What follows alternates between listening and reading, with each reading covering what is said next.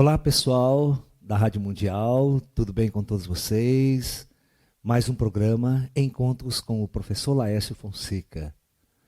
Agradecendo sempre a direção da Rádio Mundial por estarmos aqui, transmitindo essas mensagens a todos vocês, respondendo a pergunta dos ouvintes. E, sem mais delongas, vamos começar o nosso trabalho de hoje, ok? Então, como o nosso trabalho é responder perguntas a todos, vamos à primeira pergunta do dia. Professor Laércio, se possível, por favor, responda em seus vídeos do YouTube a seguinte pergunta. Caso exista uma terceira guerra mundial, uma bomba nuclear jogada nos Estados Unidos e outra na Coreia do Norte, com qual intensidade chegariam os efeitos dessa bomba no Brasil? Bom, eu fiz um estudo, tenho até um livro publicado, sobre o Manual de Sobrevivência à Guerra Nuclear. Publiquei esse livro na década de 80, numa época que eu fiz um estudo na Unicamp exatamente sobre isso, sobre os efeitos de uma guerra nuclear para o Brasil. Eu e um grupinho de alunos, nós fizemos esse estudo, porque existia uma tensão nuclear muito grande, existiam os reatores nucleares brasileiros que estavam sendo inaugurados, aquela história toda. Existia também a possibilidade do Brasil entrar numa corrida armamentista nuclear. O Brasil teve todos os requisitos para produzir essa bomba nuclear e abrir uma corrida contra a Argentina, e essa coisa toda na época se falou muito, tá? Então, eu quero que vocês entendam uma coisa, tudo vai depender de quantas bombas forem detonadas. Tudo é uma quantidade. Se a Coreia do Norte jogar uma única bomba nos Estados Unidos e os Estados Unidos jogar umas 10 bombas na Coreia, você não vai sentir nada aqui, absolutamente nada, Só a região que está em volta vai ficar com um pouco de poluição radioativa e não vai afetar outras partes do mundo. Você tem que entender que todas as potências nucleares que existem no mundo já detonaram mais de 500 armas nucleares na atmosfera, inclusive. Os Estados Unidos tinham quando ele começou a testar suas bombas durante a Segunda Guerra Mundial e logo após a Segunda Guerra Mundial, ele testava no deserto de Los Alamos. E lá se testou mais de 200 bombas nucleares na atmosfera.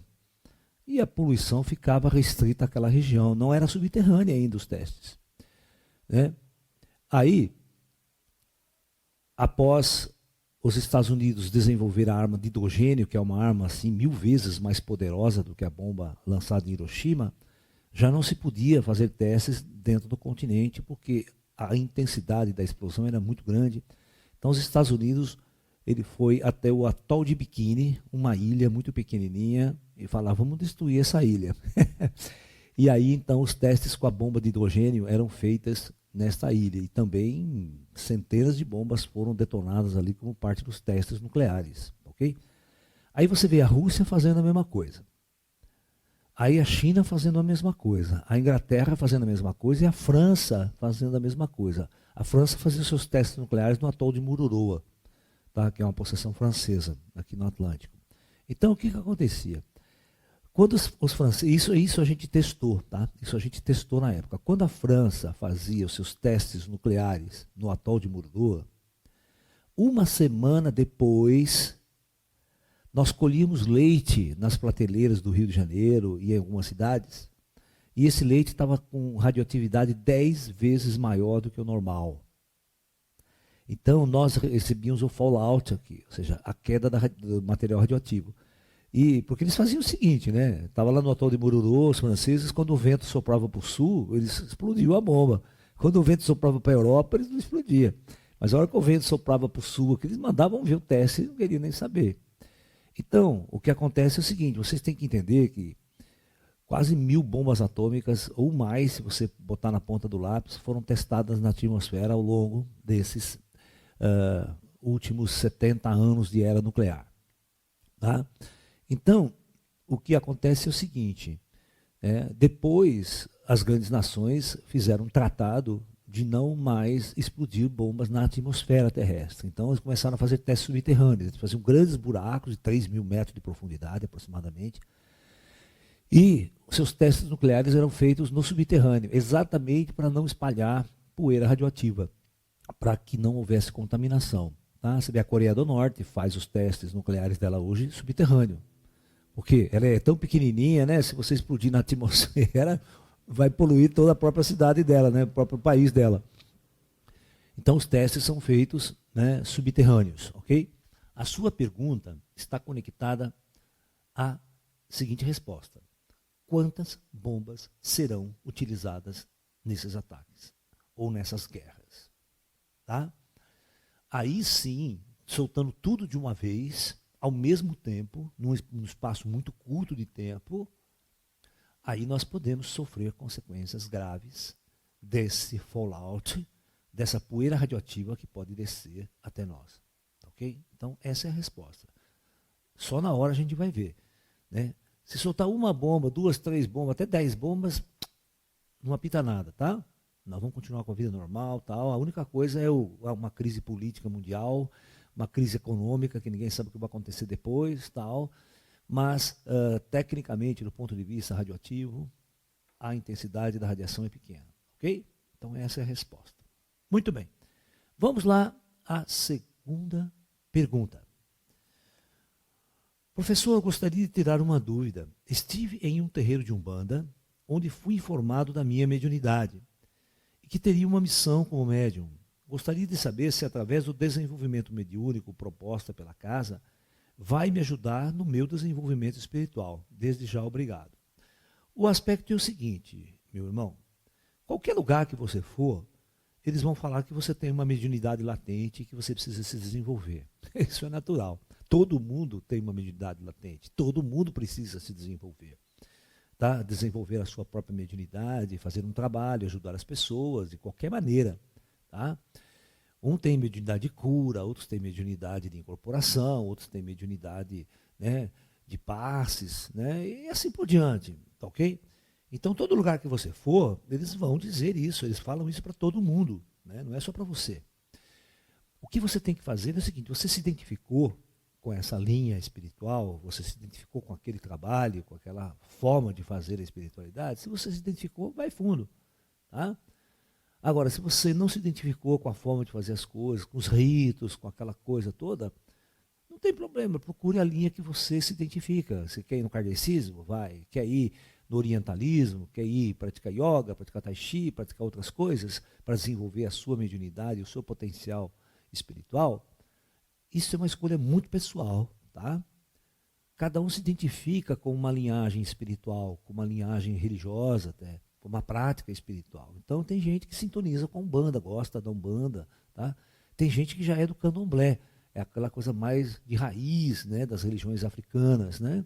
A Umbanda, você sabe que é um sincretismo religioso entre o kardecismo e todas as linhas espirituais que existiam no Brasil na época, o Candomblé, e todos os espíritos poderiam se manifestar livremente, porque no kardecismo era proibido uma manifestação afro. Né? O kardecismo lá na Europa ele se tornou cristianismo, né? Se tornou cristão. Então os espíritos orientais não vinham, os espíritos muçulmanos, os espíritos chineses, né? E muito menos os espíritos africanos e tudo mais, entendeu? Só se manifestava gente católica, espírito católico, né? Aquela coisa toda, o cristão. Tá? Então, a Umbanda foi uma dissidência que aconteceu no começo do século XX, bem no começo mesmo, de um médium no Rio de Janeiro, sobre essa questão de não permitir outras correntes, e ele funda então a Umbanda, tá ok? Então, procura entender historicamente a história da Umbanda, que você vai gostar, é muito interessante também. E é uma questão de identificação pessoal, tá ok? Então, é isso. Pessoal, vamos fazer um pequeno intervalo. Deixa eu mostrar para vocês algumas das nossas atividades em nosso espaço. Nós estamos em curso aqui, né, já em andamento, um curso sobre Qigong, cura energética chinesa pelas mãos, que acontece, né, todas as quintas-feiras. Se vocês se interessarem em fazer esse curso, tá, você pode pegar ele já, as aulas estão gravadas lá, e você acompanha conosco essa forma de você auxiliar as pessoas, essa forma de você trabalhar emitindo energia pelas mãos, ok? Então, fica atento aí. Quero fazer um convite para vocês para, em julho, agora no dia 21, 22 e 23, nós vamos ter um encontro ufológico em São Tomé das Letras, ok? E o tema vai ser Conclaves Estelares e o Destino de Nossa Civilização. Né? Quando acontecem as grandes reuniões estelares das inteligências extraterrestres para decidir os destinos de nossa civilização. A história de data limite de Chico Xavier, a história do conclave que teve em 69, a história do conclave que teve em 47 e a história do conclave que vai acontecer em 2019. Tá?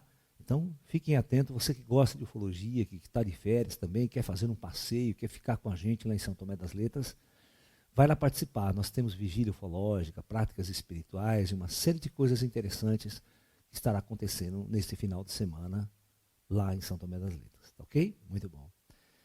Nós estamos preparando um curso muito especial para todos vocês, que se inicia no próximo dia 25/7, todas as terças-feiras, durante 20 semanas, ok?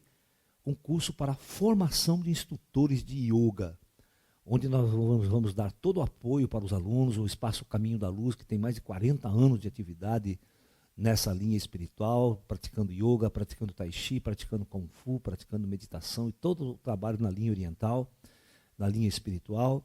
Então nós construímos esse trabalho para oferecer online para todos vocês, com todo o cuidado de ensinar profundamente essa arte, né?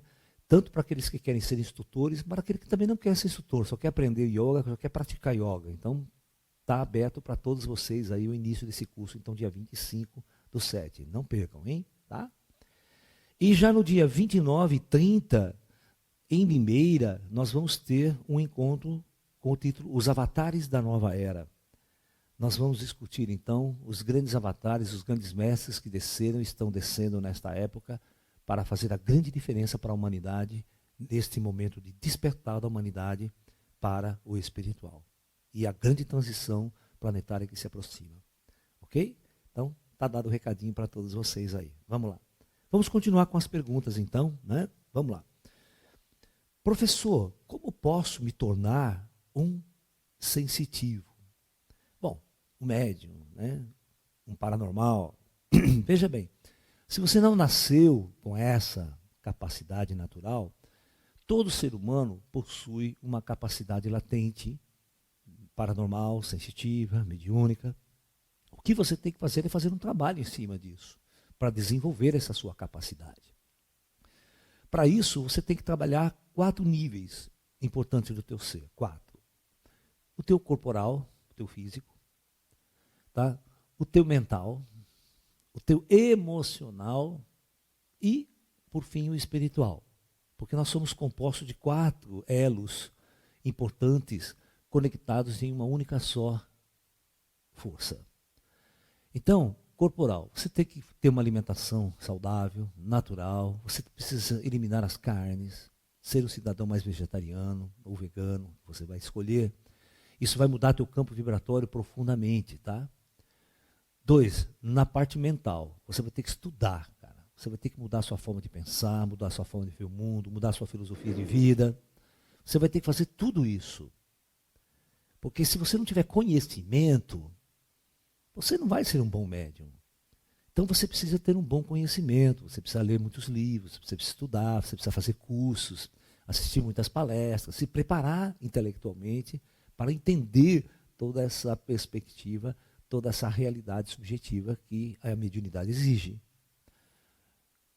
Terceiro ponto, o teu emocional. Como é que está o teu afetivo, teu emocional? Você é um ser equilibrado? Ou você é um cara maluco, psicopata, perturbado, depressivo, confuso? Tá? Os espíritos não vão escolher uma pessoa desse nível para se tornar um médium. Então, se você não tiver um equilíbrio espiritual, um equilíbrio, uma pessoa centrada, uma pessoa equilibrada, uma pessoa honesta, principalmente honesta, os espíritos não vão te escolher para ser um canal. Tá?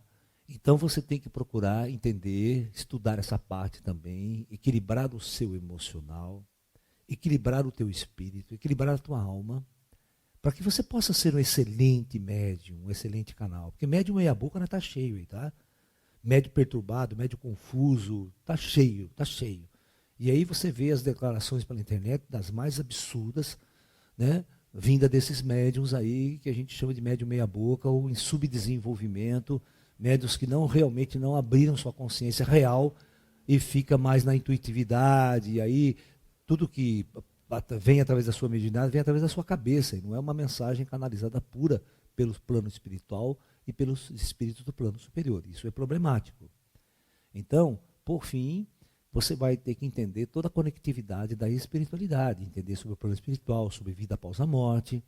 E quando você estabelecer essa relação, você não vai ficar assustado, você não vai ter medo de espírito, você não vai ter medo de ET, você não vai ficar preocupado se tem ET bom, se tem ET mal, sabe? Você está entendendo? Então você vai saber lidar com toda essa espiritualidade, porque você tem conhecimento, você tem informação, você tem um aprendizado. Então tudo isso faz parte da preparação do médium, daquele que deseja ser um médium. Então você tem que estar atento a isso. Você não pode esquecer disso, que você precisa trabalhar intensamente essas 4 coisas, ok? Então, corporal, procura fazer yoga, procura fazer tai chi, procura fazer meditação, ok? Procura mudar sua alimentação e vai estudar muito, vai estudar mesmo, fazer muitos cursos, vai fazer, assistir muitas palestras, ler muitos livros. Procure equilibrar o seu emocional, ver como é que ele está, se você é um ser sentado, equilibrado, honesto, essa coisa toda. E você precisa entender tudo do espiritual, e isso se faz estudando e aprendendo, ok? Muito bem. Então vamos para a próxima pergunta. Professor, eu tenho visto suas palestras, especialmente quando o senhor fala de cosmologia e do comando do planeta Terra. Uma questão sempre a mesma me ocorre. Eila, qual é o propósito de tudo isso? Isto é, para que o universo existe, será só um sonho, um pesadelo, uma loucura?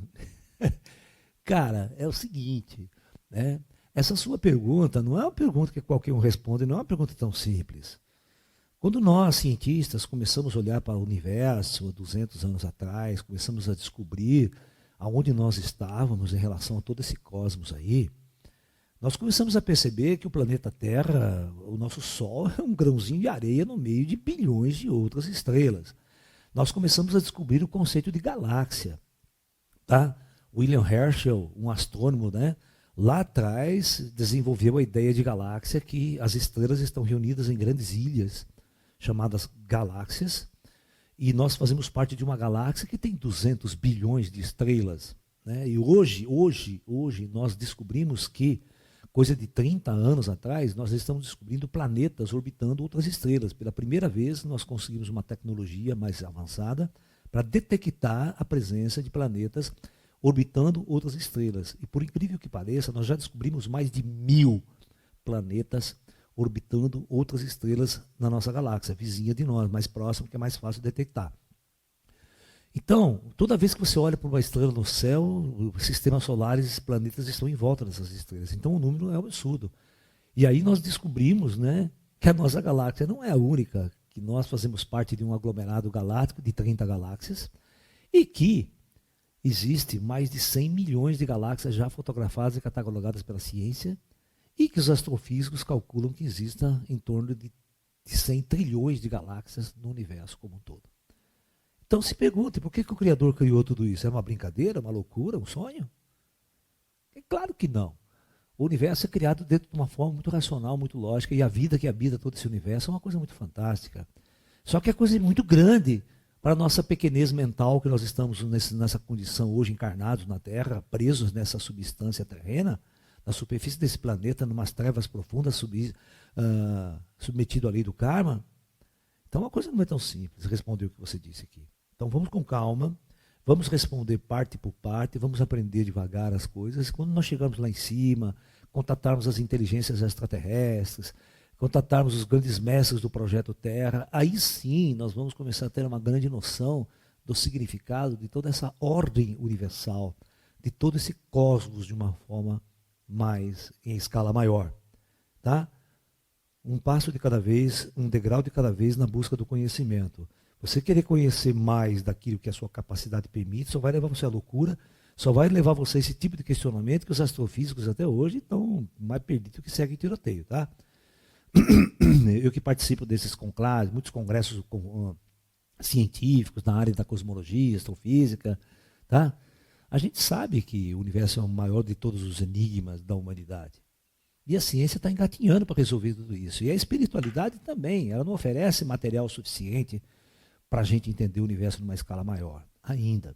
Então, paciência e vamos aprendendo aquilo que nossa capacidade mental tem para absorver, ok? E essas grandes questões, deixa para o futuro, a gente resolve lá na frente. Tá? Então vamos para a última pergunta do dia. Vamos lá. Eu gostaria de saber se os elementais estão em corpos físicos. O que é esse bichinho aqui, ó? Esse bichinho aqui. Esse bichinho, ele tem uma alma, ele tem um espírito. Esse meu filhote aqui, ó. Né? Esse meu filhote, ele tem um espírito, tem uma alma associada a ele. Quando essa alma sai à noite, quando ele dorme, ou quando ele morre, a alma dele, existe um ecossistema no plano espiritual para os animais. Existe um ecossistema para as plantas, para os espíritos conectados às plantas, aos insetos, aos peixes no oceano. Então, a quantidade de seres espirituais do reino vegetal, do reino animal, que nós chamamos de elementais da natureza, devas, duendes, aquela coisa toda, né?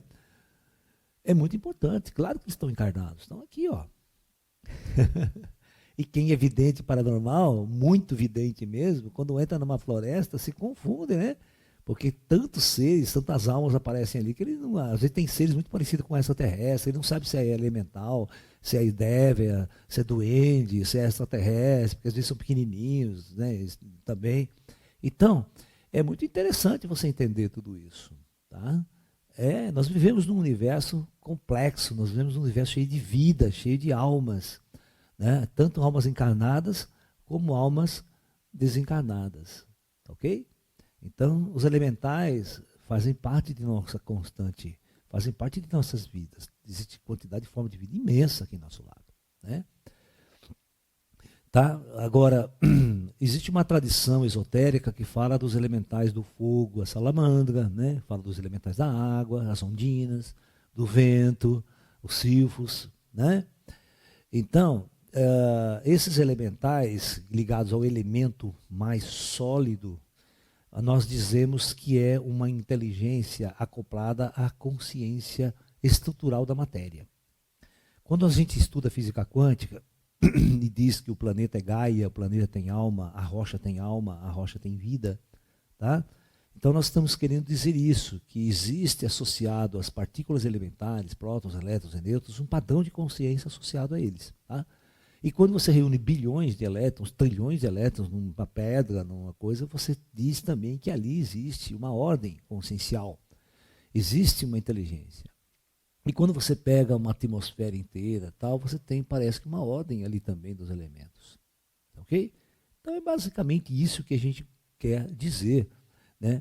Quando estamos associados à ideia de que os elementais da natureza podem estar associados a objetos materiais. Ok? Então, neste caso, dos elementos. Tá? Mas os seres vivos, como o gato que está aqui comigo, meu irmãozinho aqui, meu filhote, né? Que eu resgatei ele de um buraco. Esse aqui ele estava num esgoto, né? Quando era bem pequitiquinho, chorava, nós entramos dentro do esgoto para tirar ele e resgatar ele. E hoje ele está essa coisa mais linda do mundo aqui com a gente. O amor, o carinho, o cuidado que a gente dá para os seres vivos, eles se tornam nossos parceiros evolutivos. Eles se tornam nossos amigos de jornada, nossos irmãos que caminhamos juntos para o aprendizado espiritual neste plano, neste mundo. Então é muito importante que a gente entenda o papel de cada um desses seres ao nosso redor. Nós tenhamos o maior respeito, o maior amor e o maior carinho pelo processo evolutivo que eles estão vivenciando. E o nosso dever é auxiliá-los, é ajudá-los nesse processo evolutivo também. Tá? E eles, a sua forma e a sua maneira, nos trazem o seu amor, o seu carinho, a sua companhia maravilhosa. Né? Então, desejo a todos muita luz, muita paz. Nosso programa está terminando. agradecendo aí ao pessoal da Rádio Mundial, os técnicos que ficam aqui com a gente, nos auxiliando nesta transmissão. Nós agradecemos muito o carinho de todos vocês e todas as perguntas que vocês têm nos mandado e a audiência que nós estamos recebendo de todos vocês aí pela Rádio Mundial. Ok? Então, namastê, muita paz, meus queridos, e até um próximo encontro a todos. Namastê.